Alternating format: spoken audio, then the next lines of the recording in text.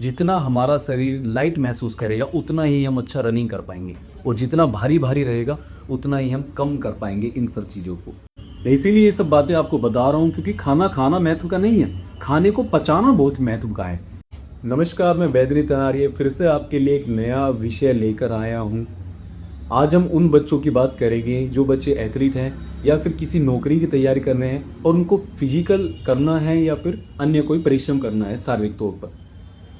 तो बड़ी समस्या रहती है, कुछ बच्चे मैंने ऐसे देखे हैं जो बहुत मेहनत करते हैं पेपर में और सभी चीज़ों में वो ठीक हैं, लेकिन कहीं ना कहीं वो रनिंग नहीं कर पाते, दौड़ नहीं लगा पाते, या फिर जितना उनको मेहनत करनी थी अपने शारीरिक गतिविधियों को लेकर के वो नहीं कर पाते। तो इसमें वैसे तो मैंने पहले भी एक वीडियो बनाई हुई है वात पित्त और कफ को लेकर के। इस बैलेंस को अगर हम समझ के चलेंगे तो हम कहीं ना कहीं इन चीज़ों में कामयाब हो सकते हैं। अगर आप वात पित्त और कफ के बारे में जानना चाहते हैं तो पिछली मेरी वीडियो पढ़िए, उसमें जाकर आप समझ सकते हैं। बाकी मैं फिर से आपको एक बार दोहरा दूं, पित्त वाले लोग तो वैसे ही बहुत एक्टिव रहते हैं, तो वो कहीं ना कहीं इन परिश्रमों को, रनिंग आदि को आराम से कर लेते हैं, उनको बहुत ज़्यादा समस्या नहीं आती। बाकी पित्त वाले लोगों के लिए, बच्चों के लिए मैं बता दूं, वो हल्का ठंडा भोजन लें, बहुत ज़्यादा गर्म चीज़ें ना खाएं। बस इन्हीं दो चार चीज़ों को ध्यान रखें, वो तो कहीं ना कहीं अपना कर ही लेंगे आपूर्ति इन चीज़ों की। दूसरी बात करते हैं हम कफ वाले लोगों की।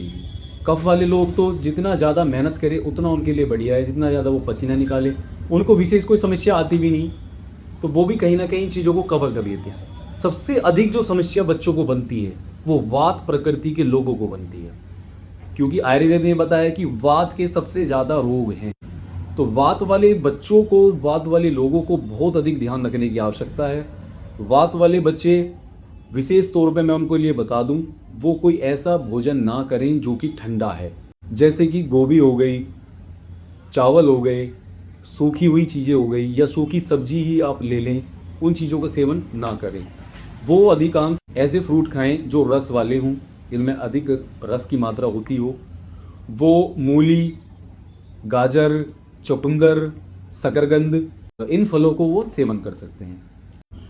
इसीलिए ये सब बातें आपको बता रहा हूँ, क्योंकि खाना खाना महत्व का नहीं है, खाने को पचाना बहुत महत्व का है। ये देखना है कि जितना हमने भोजन किया वो हमारा सही तरीके से पच गया, और दूसरे पहर में, जिस पहर हमें भूख लगनी चाहिए, उस पहर हमें सही तरीके से भूख लग रही है या नहीं लग रही। ये बहुत महत्वपूर्ण बात है। तो थोड़ा सा आप गेहूँ वगैरह का सेवन कम कर दें, आप मल्टीग्रेन आटे का सेवन या फिर गोचनी टाइप की रोटियाँ, चना आदि मिला करके भोजन करना स्टार्ट कर दें। अगर आप व्रत भी नहीं कर सकते तो यहाँ वो एक काम और कर सकते हैं, वो ड्राई फ्रूट्स का सेवन कर सकते हैं, दूध, घी, दही ले सकते हैं। अगर गाय का हो तो बहुत उत्तम है। ड्राई फ्रूट्स, बादाम, अखरोट, काजू आदि। और एक इसमें बहुत अच्छी चीज़ है, खजूर उनके लिए बहुत बढ़िया है, वो इन सब चीज़ों का सेवन कर सकते हैं। एक चीज़ मैं उनके लिए बता दूँ, वो चने से बचे, क्योंकि चना बहुत ज़्यादा वात बनाता है, आसानी से पचता नहीं है।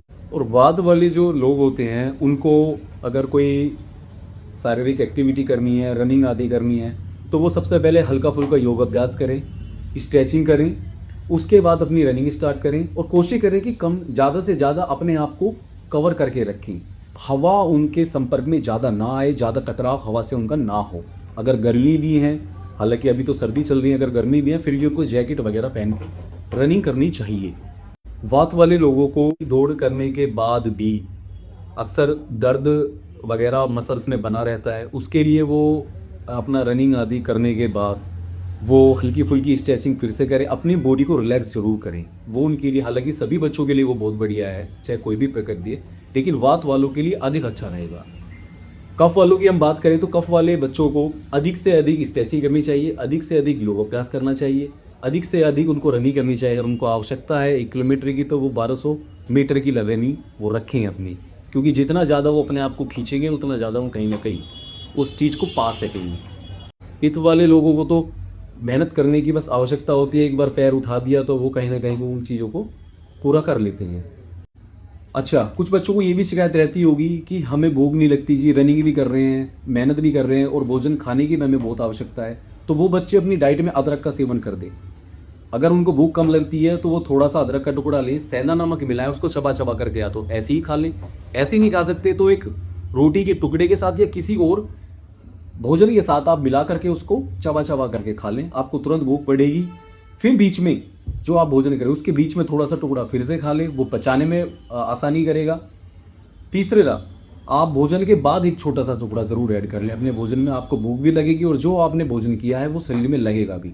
बाकी अपने अनुभव अनुसार मैं एक आपको सलाह देना चाहता हूँ, जैसे कि आपका फिजिकल नज़दीक आ गया या कोई परीक्षा इस प्रकार की नज़दीक आ गई आपकी, तो आप लगभग 10 दिन पहले जिस प्रकार नवरात्रि के व्रत करते हैं ना, इसी प्रकार व्रत करना स्टार्ट कर दें। व्रत में जो जो भोजन लेते हैं वो वही भोजन लेना स्टार्ट कर दें, तो बहुत ही उत्तम रहेगा। क्योंकि रनिंग का जो सबसे महत्वपूर्ण अंग है वो ये है कि हमारा शरीर जितना हल्का होगा, जितना हमारा शरीर लाइट महसूस करेगा, उतना ही हम अच्छा रनिंग कर पाएंगे। और जितना भारी भारी रहेगा उतना ही हम कम कर पाएंगे इन सब चीज़ों को। ये नहीं कि जिस प्रकार आजकल के लोग व्रत रखते हैं ऐसा आप व्रत रख लें, नहीं। जो पहले कभी व्रत रखे जाते थे, व्रत का मतलब होता था कि 9 दिन के व्रत होते थे और 9 हमारे शरीर में द्वार होते हैं, तो उन 9 द्वारों की शुद्धि करना होता था व्रत का।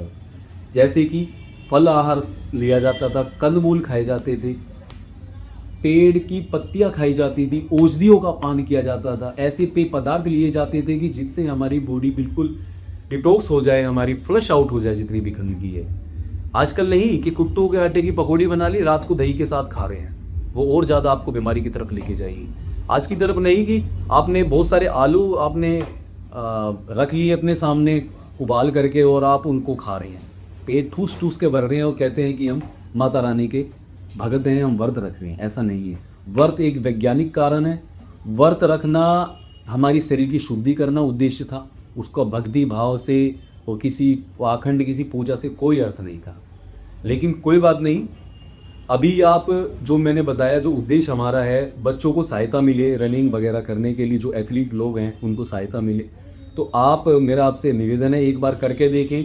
और आप प्रैक्टिकल के तौर पे आप रनिंग से पहले ही क्यों करें इस चीज़ को। कभी आपको लगे कि क्या पता हमारा फिजिकल ना हो पाए हम वैद्य की बात मान करके, तो आप एक काम करें, आप अभी से आप 10-5 दिन के लिए आप इस चीज़ को करके देखिए। आप व्रत वगैरह करें, ऐसे फूड लें, ऐसा भोजन लें जो सुपाच्य हो, आप खाएं और तुरंत ही वो आपका पच जाए, आपके शरीर में बहुत ज़्यादा देर तक वो ना रहेगा। क्योंकि जितना आपने भारी भोजन लेंगे, भारी पदार्थ लेंगे, तो वो शरीर को भी भारी करेगा। बाकी आपको हमारी ये वीडियो अच्छी लगी हो तो कमेंट में अपनी राय दें, हमारी वीडियो को लाइक करें, उस चैनल को सब्सक्राइब करें। आपको बहुत बहुत धन्यवाद। नमस्कार।